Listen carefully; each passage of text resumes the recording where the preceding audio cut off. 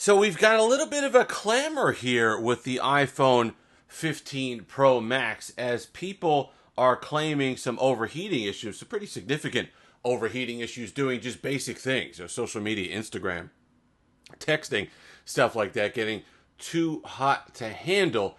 And it's gotten, whenever there's a new phone release, there's always kind of a baseline 10% of noise that you're going to see on Reddit, you're going to see on Twitter. There was that pink screen thing or is the green screen thing or whatever that comes across. And there are some basic, quality control things that slip through the cracks. You return your unit and you're mostly fine. So there's that 10% of complaining that's going to happen, as a lot of people just doing it for whatever it happens to be. There's that 10% of noise that you kind of have to filter through whenever there's a new release for any phone, not just Apple, any phone, Google, down the line. However, that kind of threshold that you give it, it's gotten above that 10%. There's been enough clamor now, and enough from people who I know aren't tinfoil hat people. There are people who I trust. There are people who I know who are not out here just to make waves, saying their iPhones are overheating. So now I start to wonder, and it's concerning because mine's not. And most of the complaints that I see are not centered around the iPhone 15 Pro Max. Some of them are, but most of them seem to be centered around the regular iPhone 15. Now, 15 Pro. Now, I don't know if that's because it's the A17 Bionic. Some people are blaming the 3nm chip. Some people are saying it's carrier specific, that the carrier ones are okay, but the ones directly unlocked from Apple are not. It's across the board, which is concerning because if it were, the explanations are all over the place. So if there were a uniform problem where we could point to one thing and say, hey, it's this, then I know it could be solved in software.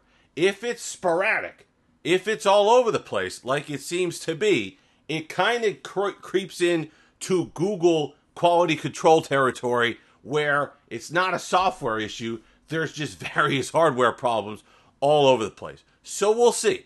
If you've had problems with heat on your iPhone 15 Pro Max, let me know. I have not, so I don't want to really comment on what it did or anything like that, but my battery's been good too.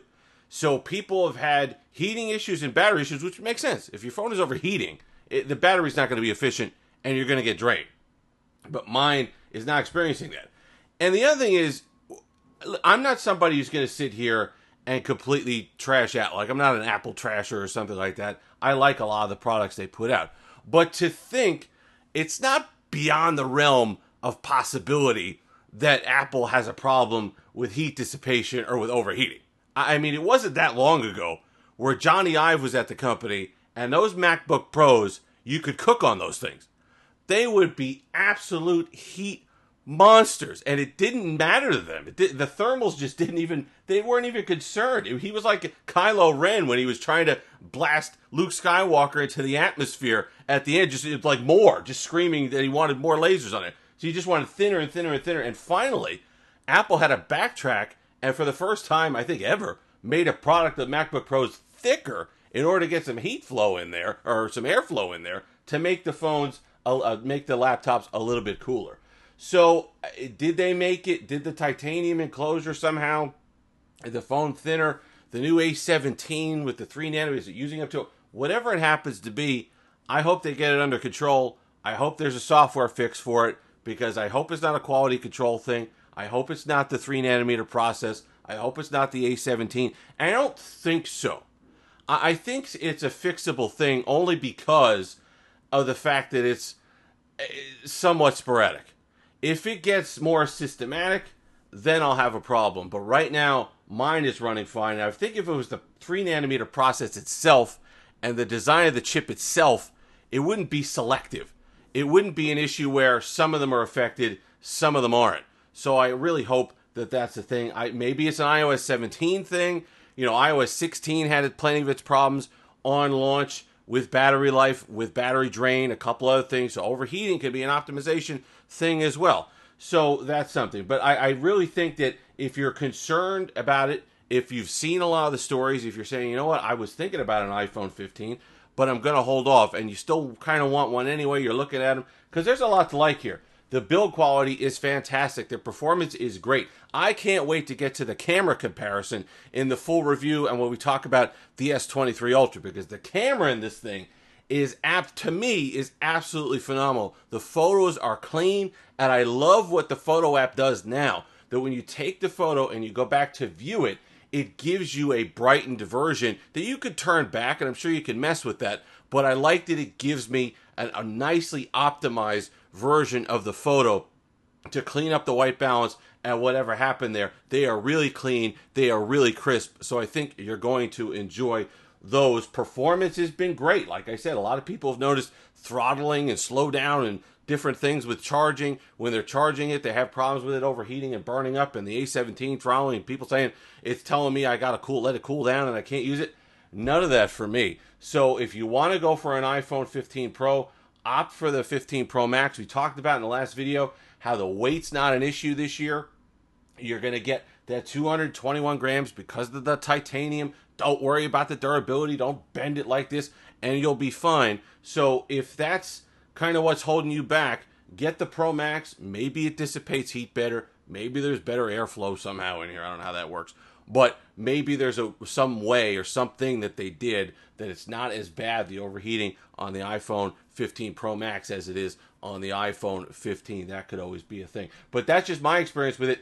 So far, so good. No overheating, no nothing. It's been really, really good. Solid, great battery life. We're talking 9.5, not quite 10. Let's call it 9.5 hours. 9 hours of screen on time throughout the day. Yesterday, I did a video. I think it was at least an hour and a half of turn-by-turn navigation, bunch of phone calls, bunch of texts. I used this primarily all day yesterday, and I finished the day at about 70% battery.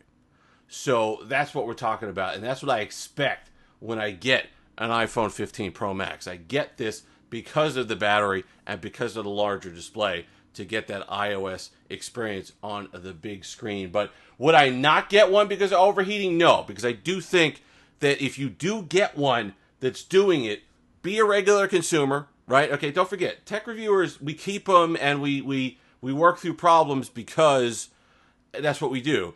If you get one, assume it's bad, assume it's a quality control thing, assume it's maybe your particular chip or the die or whatever happens, and exchange it for another one. Don't be a hero. Don't wait for a software update. If you spend $1,200, you get one that's overheating, swap it out, because not all of them are like that.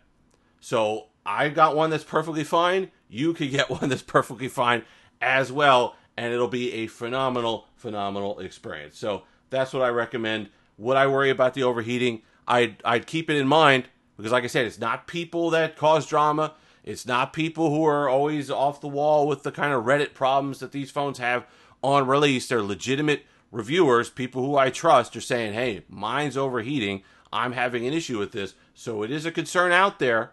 So be aware, but I wouldn't have it prevent you from ordering the phone. I would just be a little bit more, have your head on a swivel. If yours is overheating, exchange it for another one. If not, enjoy it, because it's been an absolutely phenomenal experience. If you've made it this far, like, comment, subscribe, all that fun stuff. Until next time, have a delicious day.